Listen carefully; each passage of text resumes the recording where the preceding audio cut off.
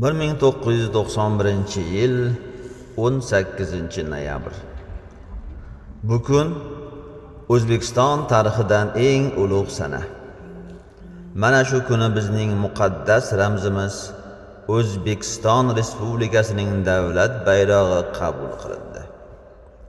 Ko'k rang osmonimiz musaffoligi va yosh avlodning sof niyati.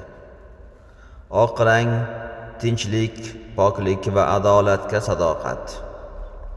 Yashil rang tabiatimiz yurtimizdagi yangilanish va barqarorlik ramzi.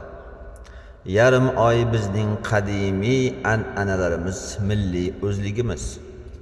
12 yulduz tariximiz, qadriyatlarimiz va buyuk kelajagimizdir. Bayrog'imiz faxrimiz, bayrog'imiz shuhratimiz, bayrog'imiz birdamligimizning ramzidir. Davlat bayrog'i kuni muborak bo'lsin.